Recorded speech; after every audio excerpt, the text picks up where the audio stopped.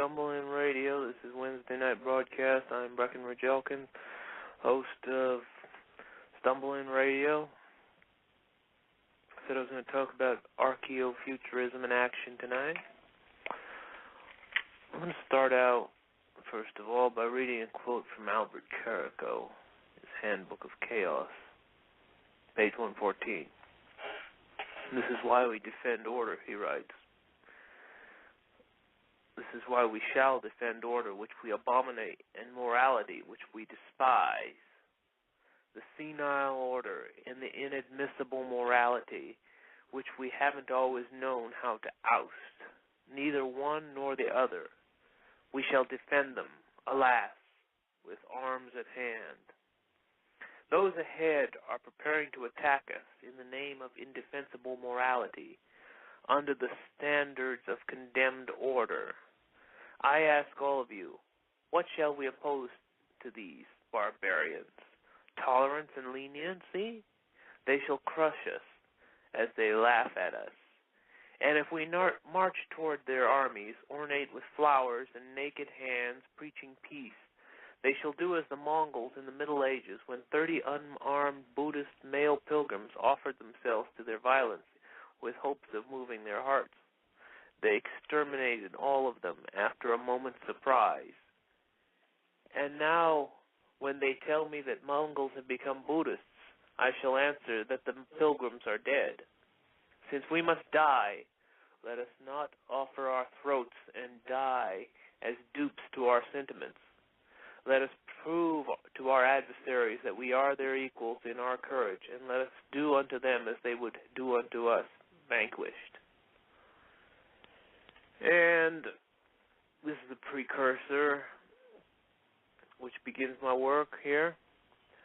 And what we're dealing here with is an idea. Who is he talking about? What constructs is he developing here, and where do we apply them to? Now, I thought of an interesting application, as we might say.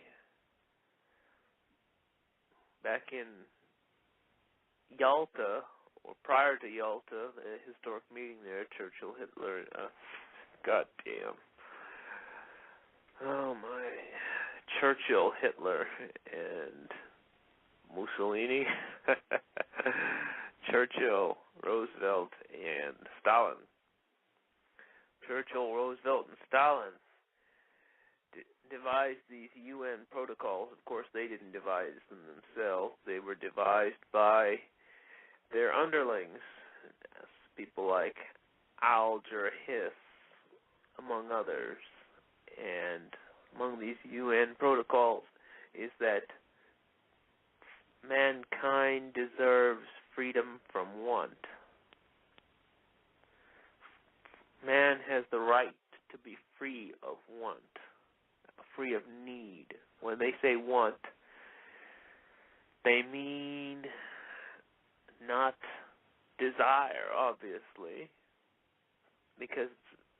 but they mean poverty and need of basic utilities and so forth. So, but yet, it has to be a freedom from desire, because what if one desires not even these basic utilities? What if someone doesn't desire more than one meal a day? What if they're comfortable with one meal a day? You have to acquiesce to the fact that desire is based on discipline fundamentally, because we call the human condition, we can argue, well, 2 meals, 3 meals, 4 meals, what constitutes a correct amount with the human condition, or natural to the human condition? We don't know. So, what we conclude is life today can basically be seen as a movie in which the man of action is reduced to the status of a mere actor. He takes directions from a filmmaker who is himself just a cog in the wheel, as we might say. The director, or the filmmaker rather, is a bureaucrat whose ideas are developed by writers who are themselves influenced by this jungle of nostalgia, their previous education, their previous experiences, their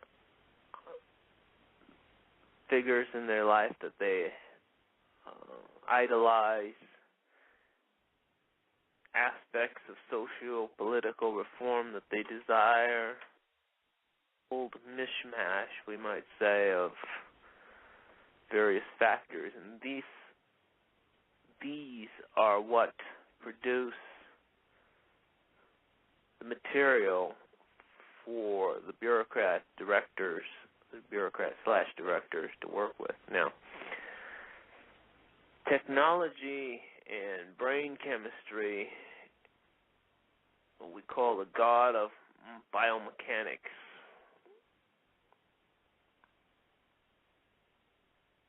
is responsible for making these people's work full of conflicting and unappealing sources. Their every theory, whether they write it in the form of a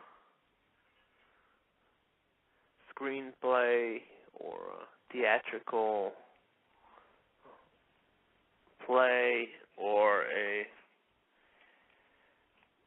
shall we say, a theoretical, scientific, or academic paper, is always the same.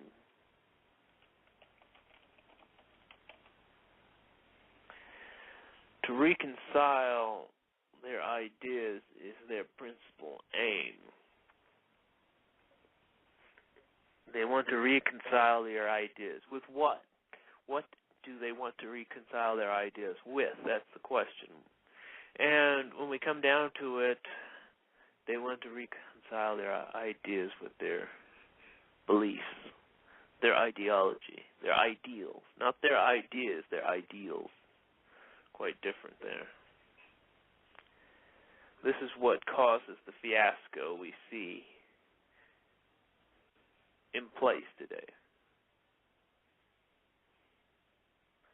Now, once upon a time within this movie, the final say was given to the studio mogul as an equivalent of the old Western dictator.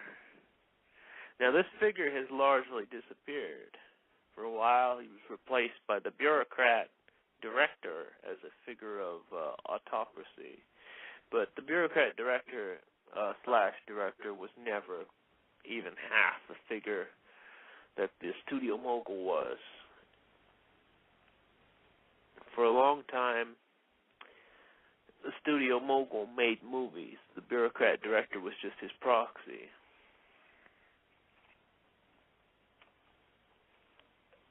Now, what we have here is a situation in which today everything is run by clerks and they half-heartedly keep the trains running, metaphorically speaking, though not on time. Now, the cameraman today wants to have his turn.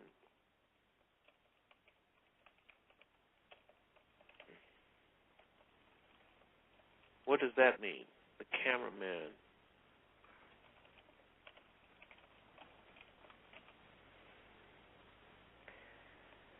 The cameraman is the technician. He's the main technician. He demands the right to helm the project. He says it's his turn at the wheel. Why is this? Why does the cameraman say it's his turn at the wheel?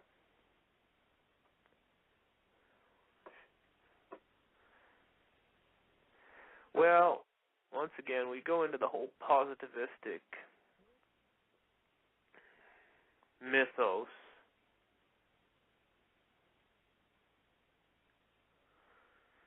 And the mythos of positivism, as it were, and we see, according to the movie, basically,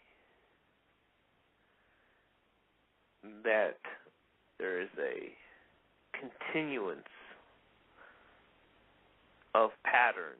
We start with the man of action, who's number one, the groundwork, the ground frame, who wants, today he's just a common soldier, he's just nothing in comparison to what he once was. But at one time he was the centerpiece, he was the originator.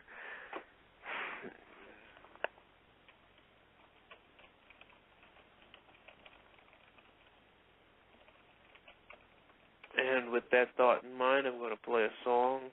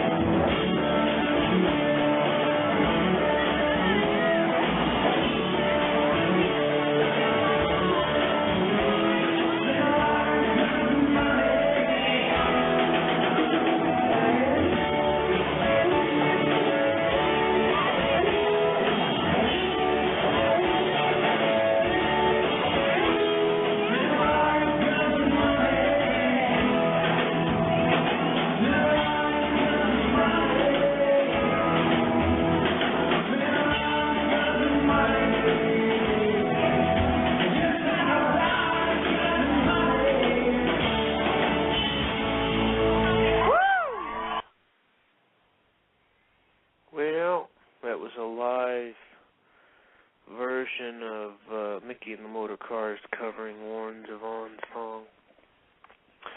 So once again, what I wanted us to ponder on was the fact that we go from the man of action through this dictator-like figure, the studio mogul, to the director, and today the bureaucrat, and then the clerks. Just a kind of a way down. Now the technicians want to run things, and this is how Comte viewed it. He viewed that everything was progressing and that the monarchy was in the past, but like Hobbes, he saw various forms of traditionalism as necessary to strip of their sacred roots and to deal with I won't even try to use that term, but they basically to control the human condition. And basically what we have here is the center piece of the whole matter is that the man of action was both the builder and the architect at one time of this whole movie project, and he was dethroned, basically. But the whole movie analogy, when we think about it, demonstrates the futility of Comte's theory, which exalts the technician and the cameraman. The man of action is the only figure of old that we cling to today. Basically, all these other figures do not remain in the human memory. They're not popular. This is why I talk about sword and pen, because sword and pen exemplifies the man of action. What we have here is a case where the man of action is all that's remembered, even after he's been destroyed.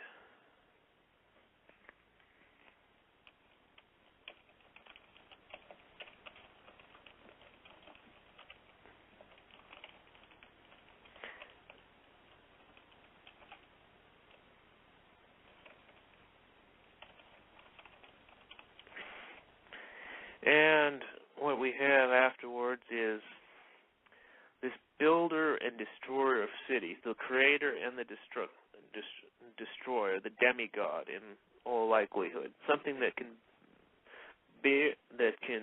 create whole cities and destroy other cities, destroy civilizations and build civilizations, destroy human life and create human life. This is what the man of action is based on. The warrior, the artist, these are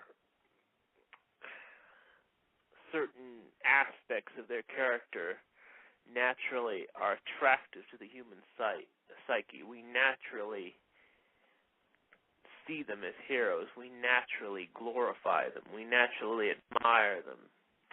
And the warrior,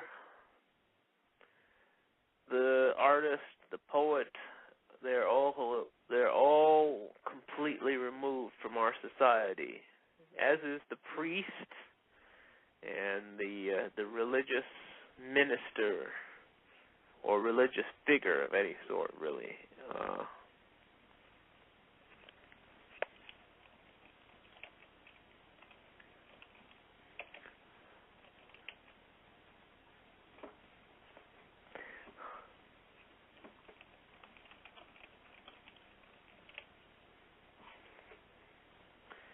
And replying to chat there, what we have here is a complete, we're talking about figures of integrity who command respect, who are born to create and rule and control. Now, everything about modern religion, well, first of all, it's modern.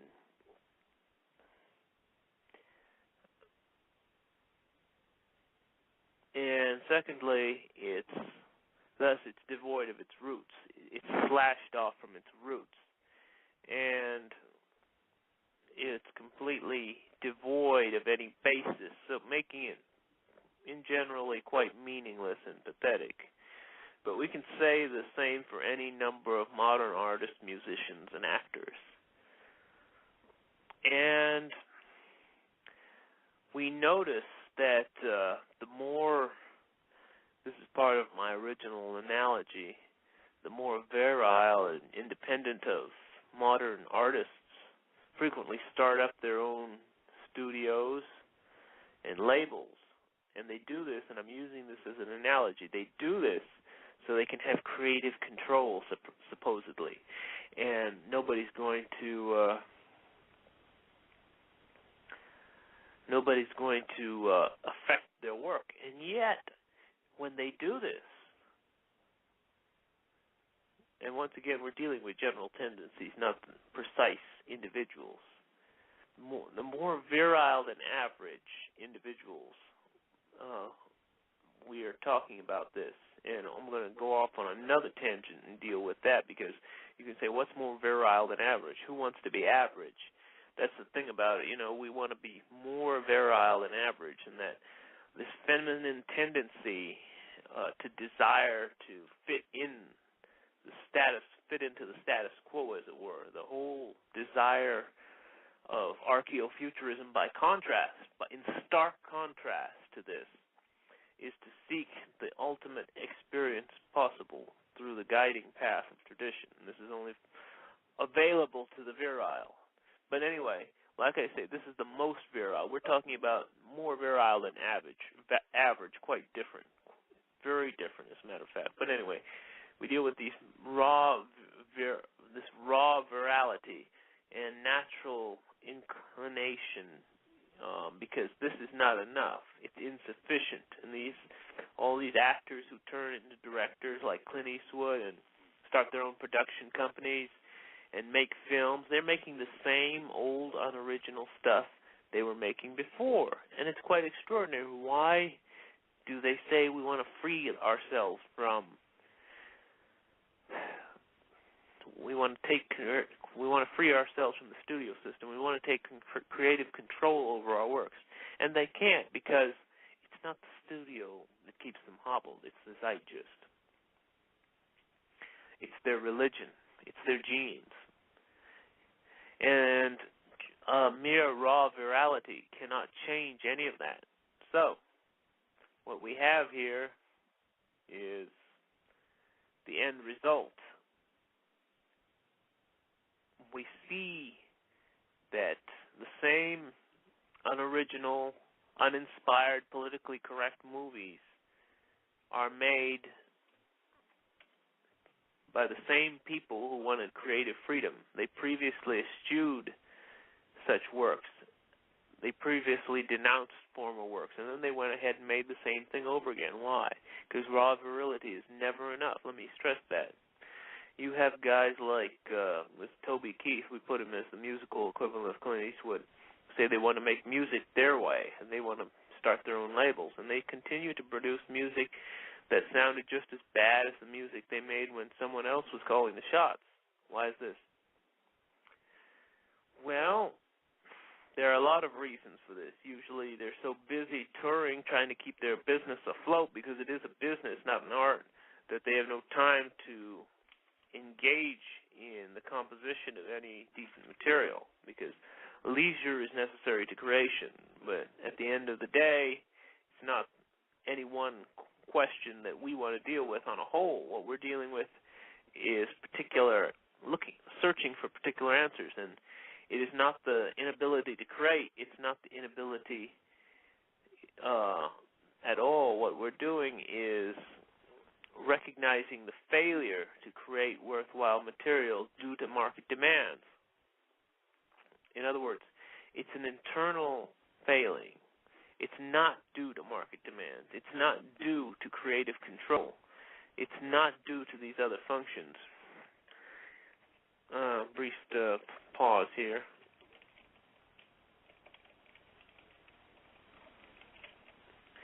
It's what the real reason, the internal reason. As I said, we can look. There are a myriad number of surface reasons, but the internal reason why art cannot be produced by these people is that basically they're trying to tell a story or compose a song or paint a picture or preach a sermon, and it always comes out the same trite way, regardless of the amount of freedom they have to do it right, you know?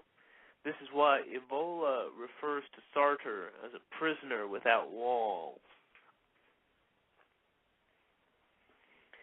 He says he's a prisoner, and the existentialism and the existentialists are prisoners without walls. And this is why a young artist must work with potentials and possibilities. He has to make simulation reality. That's the artist's fundamental role, to make simulation reality. That's because all artists today and in the past have worked with what is. Now, tomorrow, Archeofuturism tells us our young artists must work with what was and what can be. The present has no meaning, has no bearing, has no effect. We recognize the present as a mere simulation. All that matters is the past and the future. When Napoleon led his troops into battle, I believe it was in Egypt, it was a battle at the pyramids where they were confronted by literally double their number of Mamluks all mounted. He had about 6,000 troops, and he told them, he arranged them around the pyramids, and he said, "Soldiers, 40 centuries look down on you." This was Archeofuturism in action, because Archeofuturism is not an ideology. Archeofuturism is recognizing this transmutation in which past becomes future, and how what role tradition plays in this process. Now, all artists today can't work with what they have, because what they have is what is in the now. And they've been trained to see only the now. And we're going to get back to the movie scenario, because we're living within this movie, as I said, that's been progressively led by men of action, by studio moguls, by director bureaucrats, by clerks now. It's just gone downhill. It's just, and now the technicians. So they've been trained, young artists today have been trained to live in the now. They've been trained to see only the present, and this leads to nihilism or cynicism at the very least, depending on our natural genetic urges. And so our artist today seeks vitalism very desperately. But on the other hand, they have great difficulty finding it. What is vitalism? I've discussed vitalism on previous broadcasts. Vitalism is something that's deeply rooted, deeply permanent. The artist seeks permanence, and he doesn't find it very often. The artist has a great deal of difficulty finding permanence in anything. All he finds in our society is plastic. All he finds in our society is false fronts. All he finds in our society is garbage. This is why the artist becomes a nihilist. This is why nothing ever develops. This is why emptiness engulfs the artist's soul. This is why the artist searches for primitive cultures and seeks to project their permanence into his work. For example, a lot of white artists want to live in the ghetto. A lot of white artists go to these third world tribes and these blacks and various other areas where families are strong, where all these traditional values exist albeit in a very warped form, and they're seeking this permanence, this family deal, because as Varillo said, Varillo has a very interesting statement on this, and I'm going to try to find it here, because very interesting that the artist really depends on what the artist really depends on is time. And what makes time? Now, this is an interesting question. What makes time? And we don't know what makes time. And we can't really develop the making of time. I can't find that damn Varillo quote, but it was a damn good one regarding the family. But this is why artists are naturally drawn to downtown regions. And they go to the old brick side of town. They want to be around that old part of town. They want to mix with the non-whites. They're looking for a nuclear culture, as it were. They're looking for something that's genuine. They're looking for folkishness, volkishness, and they can't find it in their own races anymore because it no longer exists. So they go to these third world cultures and these non-white cultures searching for it. It's very interesting to note this because at the same time they're trying to destroy these third world cultures. They're trying to impose their values upon them, and this is known as anti-diversity. And this is why all these people who claim to support diversity are actually opposed to diversity. Anyhow, we're not going to talk about that tonight. We're talking about artists and their role in the regeneration of our society and the restoration of order. Now, our artists today, as I said, lack this function, and basically, therefore, they're all worthless. And what they seek are only temporary palliatives, The old brick buildings, that stood so long, they were all built by Freemasons. They have no real roots. They're going to crumble someday.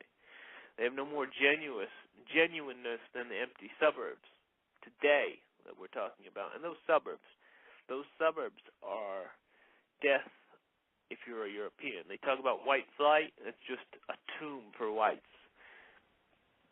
Suburbs are a tomb for whites.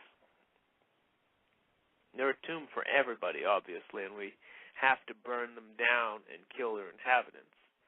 But that's neither here nor there. As I said, suburbs as a form of defense, we must oppose suburbanization. Now, vitalism in its true form, its genuine form as it exists, we can't even recognize it, but we know it's based on blood, sweat, and toil. And all these factors are absent from our life. All these factors are absent from our current situation. Now, they're not absent from my life. I have a scar on my jaw. It's a staple hit me in the jaw today. I was nailing it in. It come back, and one of those things, it's kind of, you hit it with the hammer, and for some reason it just come back. And then I just noticed those start falling on my, big drops of blood started falling on my boots. It's very sore right now. But the point is, I'm not claiming to be any expert on blood, sweat, and toil, but I am more familiar with these terms in terms of action and intellect than, say, you are, dear listener. And I mention this because I like to bring up Mishima at this juncture. We talk about the artist and action. Vitalism is necessary to the creation of great art. We know this. The artist must make himself a man of the sword. He must shed blood and face death and sacrifice himself for his work. And this is what Mishima understood, and this is what Mishima preached. Now, the artist is an individual. The artist works alone. Not everybody does that. The artists will find their own way to success. And basically,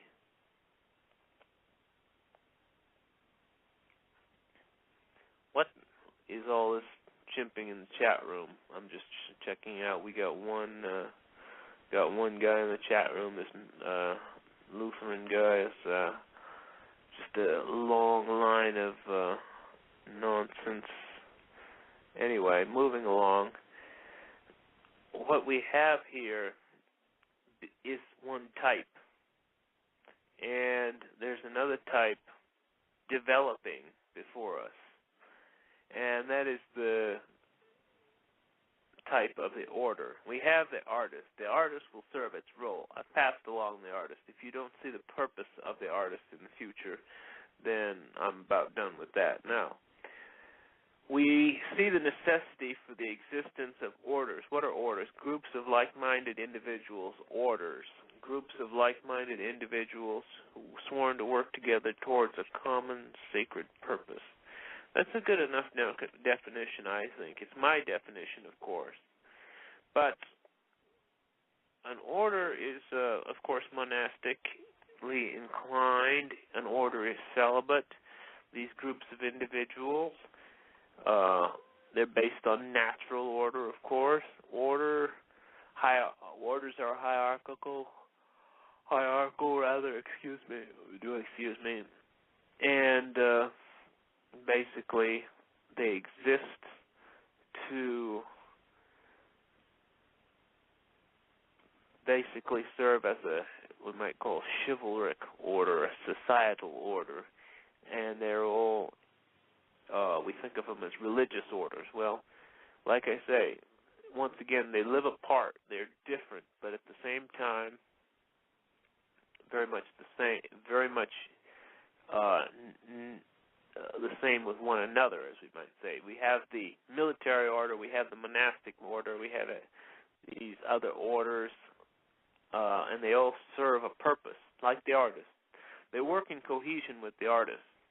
Now, the system really fears orders, because these orders don't have an allegiance to their nation, and they don't have allegiance to their government. They may have a certain amount of allegiance to their region, their local state, their local families, but to their law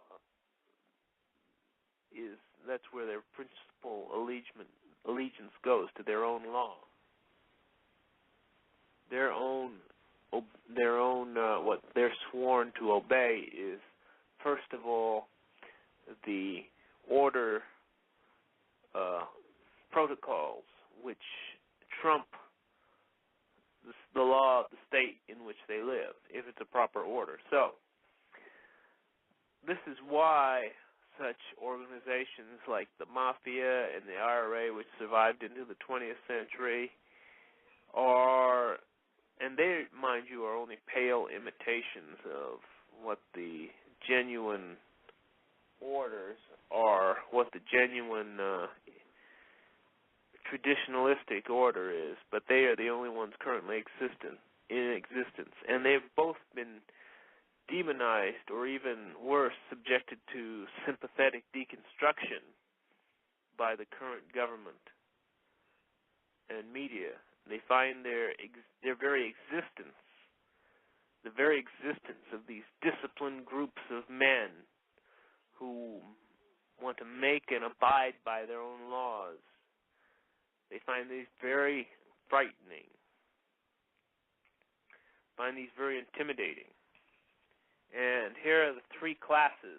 We add the family to them. Three classes which will collapse the system. They will be preeminent in the restoration of a new order.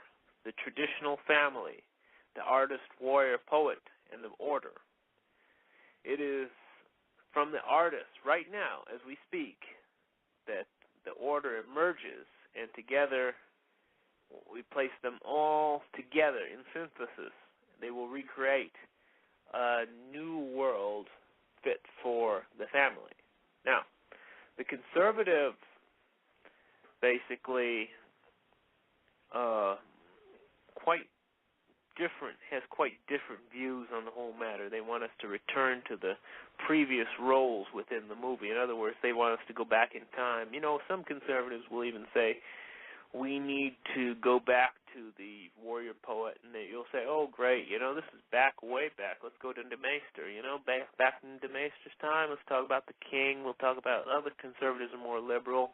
They say, let's just go back to the dictator. And some conservatives say the clerk system works fine. We'll stick with the clerks. But in any case, they're all in favor of the movies. They're all in favor of this whole movie system, in which we use the analogy of movies to explain that we have to make movies. This is the way a studio works. Some studio makes movies, and we make them within the confines of the studio and even within the confines of the movie. And some will argue also within the context of this analogy that the way we make movies now is unsustainable, so we need to stop making movies, or let's at least alter the movies to a large degree. But hardly anyone will say, let's live outside the movie. The concept is completely alien to their minds, because mostly they're over 40. Now, that's the American experience overall, the movies. Now, the reactionary artist, on the other hand, says you have to stop the movie because we've run out of stories. The movie can't progress. We can't make new movies. The machinery we have to make new movies, or everything we have to create something new is useless because we have nothing new. We have nothing to work with. We have no raw material to work with. So, the only way to get around this is to stop the movie making, and the conservative denies this. The conservative, on the other hand, wants to rebel and revolt against the system. What system? The movie-making system? They want to revolt back to a prior era that they feel nostalgia for. They want to return to some point in the past, which is not possible. What is possible is to restart everything, to remake stories. Now, the thing about the conservatives, once again, and I warn against conservatives because most of my listeners are conservatives. For example, a conservative filmmaker, you take the example of some of these spearhead guys, these guys who run the spearhead, say one of these guys, young guys, becomes a filmmaker. He wants to buck the Hollywood trend. All he's going to do, what are the Hollywood trends? Hollywood degrades young males. So he's going to buck the Hollywood trends degrading masculinity, and he's going to strike out against this. So what is he going to do? He's going to be a men's rights advocate, and he's going to have a protagonist. He's going to write a story in which the protagonist is a woman, and the protagonist is, in essence, a traditional female. And what's such a big deal about that? It's not a big deal. And we'll say he makes the heroine klutzy, and he'll make her the one who pursues an attractive male. And he thinks he's done something very original and something that's very conservative, and it's been a real provocative political statement. But the film failed, and he's accomplished nothing. And he's still caught in that constant grind of making movies, this useless role. Now, the reactionary artist, on the other hand, realizes that there is, or rather are other gods. What do I say? I'm going to say is another god, but there are other gods besides. I was going to say one god because you know how the thing goes. We have only one God, and his name is Allah. But he realizes that there are other gods besides Eros and Mars. Those are the two I had in mind, actually, Eros and Mars. And basically, there are other legends about their cults, and their cults give rise to other legends. And all movies have a basis in reality, and the reactionary artist will recognize all this. Every movie depends on a story of something genuine, and it does depend on this as much as it depends on film in the camera to be made. In other words, you can't make a movie without putting film in your camera. You can't make a movie without having a story, no matter how far-fetched, that has not happened to someone before in the past, or happened to someone at some period prior to the making of the movie. Even if you thought it up originally, it's still something that's never that's happened before. In other words, you're not coming up, even if you think it's original, it must have happened to somebody at some point in the human experience, in human history. But it's only possible to realize endless possibilities of mankind's creativity if one first is aware of the certainties of life that's reinforced by the progressing nature of every form or real. What does that mean? I don't know. We'll go into it after this.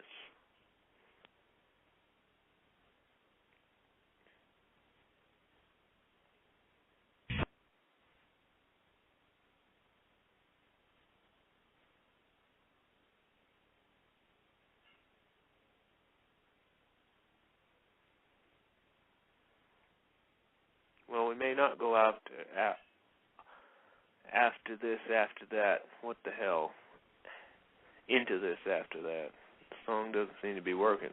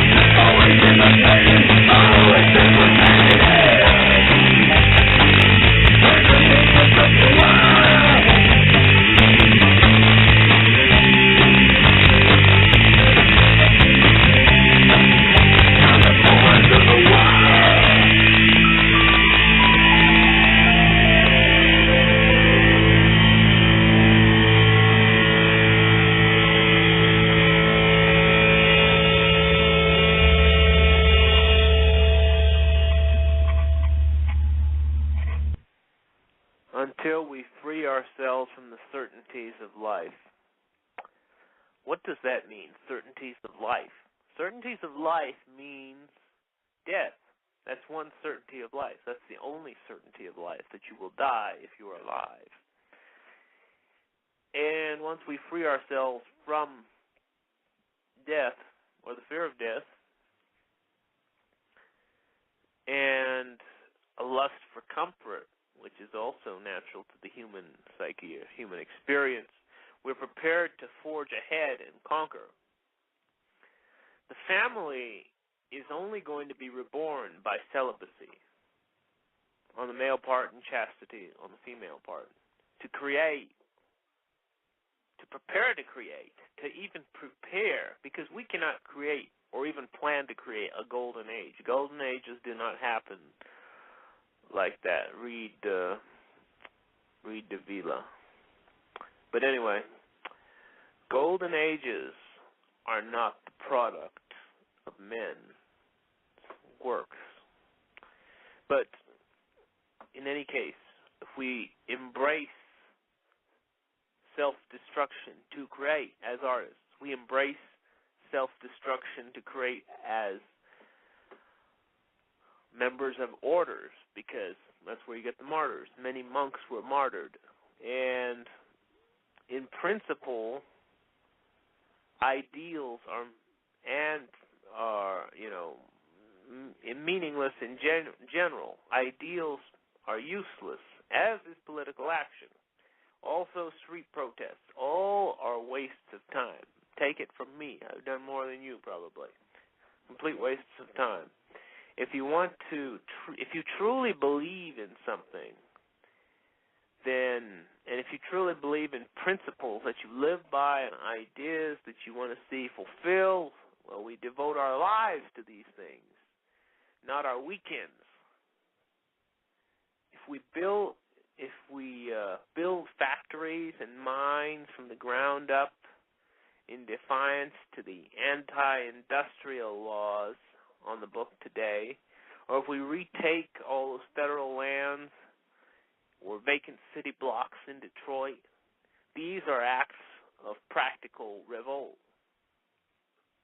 These are acts that affirm our intentions in the eyes of the spectator, and they render useless the efforts of hostile media portrayals.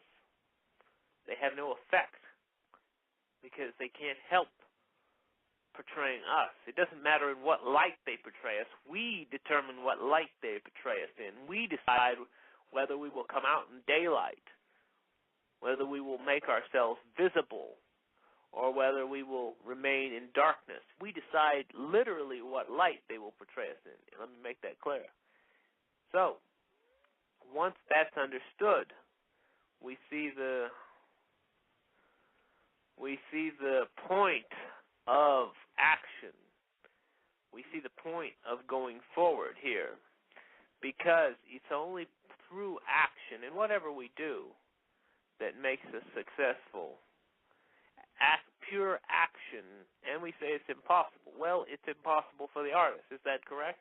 Yes, it is impossible for the artist at this point. The artist business is to act on a micro scale. The order's business is to act on a macro scale. The macro scale is 3 or more. The order exists not like Bob Matthews' order. Can you imagine if he had been detailed into building a stone ziggurat instead of robbing armored cars? A stone monument. Even a sculpture of some kind, built out of stones, or built out of, let's say, compressed beer cans, compressed aluminum beer cans, it would have been a stunning triumph. Not that we really need stunning triumphs for white nationalism, but it's still, if you're in their shoes, you probably wish you'd done something smarter than robbing armored cars, But basically, meaningful enterprise is the only way out of this. Now, we are terminally weak right now. Today, everybody suffers weakness. We are in a very weak position. We are in a very awkward position at the moment. And the reason why we're in such an awkward position is we have allowed the old to take over our or develop control of our movement. This is because of one of the conservative elements of traditionalism, which is allowed to remain in our culture, and it's only there to hurt us, because basically respect for the old is, in the time past, an old person got old by being proficient and being good. Today, somebody gets old just by being alive, just by surviving, just by having good genes. And for this reason, we have allowed the venerable to play a leading role in our movement, and this has been a huge mistake, because these venerable people, we have this misplaced respect for them. Most of them are not worthy of respect. Now, I could name a few, obviously, over 40, over 50, over 60, over 70, some even over 80, who are worthy of respect. But they're literally, I can count them on my hands, my fingers, rather. There are so few that are worthy of any respect. So I talk about a complete purge of the over 40s for this reason, because there are no over 40s. I mean, we have to purge our own ranks of the older people, right? We have to understand that. The older people are a liability. The over 40s are a liability. Basically, all older people, all the family men, all the bourgeoisie, all those people who've had steady jobs for a year, they're all worthless to us. They're more than worthless. They're a liability. They're a danger. They're a fifth column. Whether they are die-hard believers, they are still a fifth column. They're like Terminator robots programmed to turn on you under certain circumstances. So this is why I advocate the destruction of the over 40s. And I advocate pure action. We have nothing to lose right now but an inferior way of life, our inferior way of life. The possibilities available to a young, mobile person who is not smothered and entangled by the postmodern world are endless. Once they embrace death, they will say, as we say on this show, long live death, and be willing to throw their lives away knowing that the sacrifice is not wasted. They will be willing to embrace total celibacy, or chastity, as the case may be, or as the sex may be. And it is indeed a possibility, very possible, very, could happen very easily. But in order to happen, we must embrace this notion of pure action. What does the pure action mean? And why does it matter?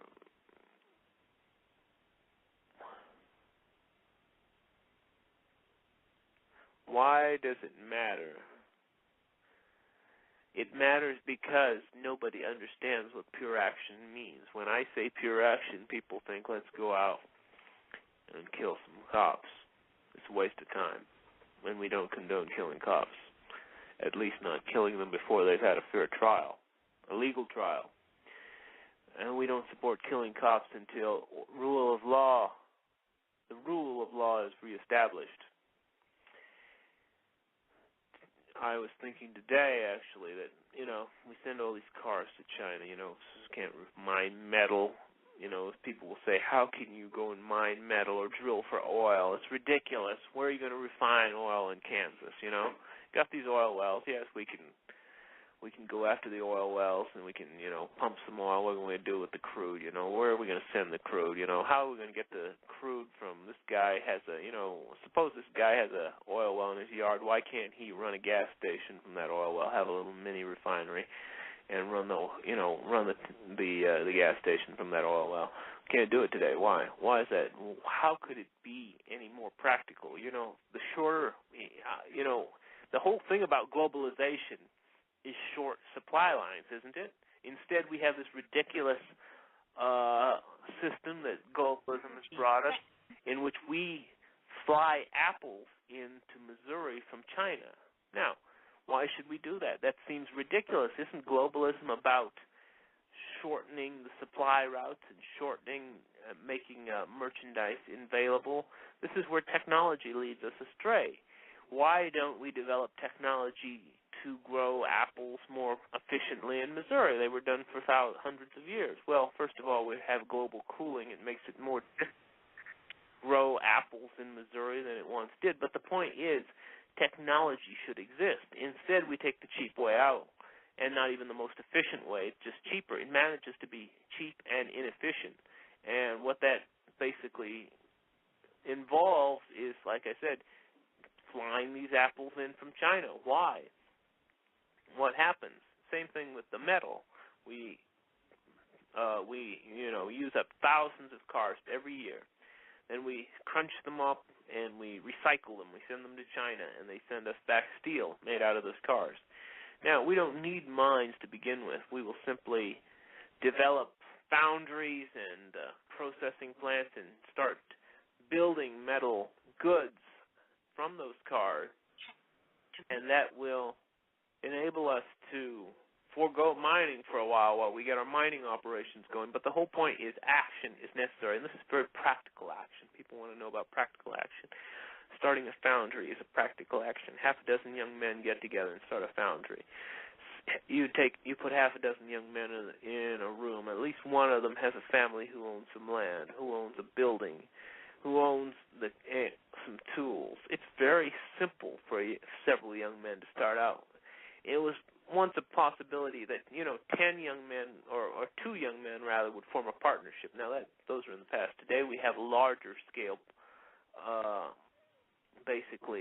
orders, or we have groups who partner together to accomplish a common goal. It's like in the Old West, they had wagon trains. You appointed officers, you had a goal in mind. You weren't going to stay together forever. You're just going to stay together for a while to create this organization, as we might say. We're going to build a factory here. In the future, this factory might, very well employ 100 people. Right now, there's just 10 of us, and we're just going to get started. And this is an action against the state. 10 guys is enough to defend a factory as well as work in it. You have workers, you're going to have to defend it against the powers that be. But if you mount a defense, you're unlikely to be attacked. So, once again, the main purpose of these nonviolent methods is not only to produce and to build, but to actively challenge the powers that be with shows of strength without actually leading to violence and violent clashes as we build our strength through these means. This is the fundamental role of our successful movement. This is where we succeed. This is how we succeed. And people wonder what my plan is. Well, I just gave you a fine idea. If you want more plans, well, I can come up with more.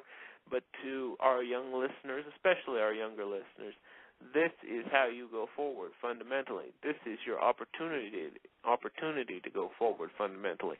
This is your big chance. You may not get another one. You're unemployed. A lot of you are unemployed. A lot of you don't really have a life. A lot of you are unhappy with your surroundings. You don't have an alternative. You are not going to have a family. You are not going to have a life. You are not going anywhere. You're not even going to have a girlfriend in many cases. You have nothing to lose with this system. And on that note, I will sign off. And I hope these thoughts are matters that will remain in your mind. And this is Breckenridge Elkin signing off of Stumble In Radio. Long live death.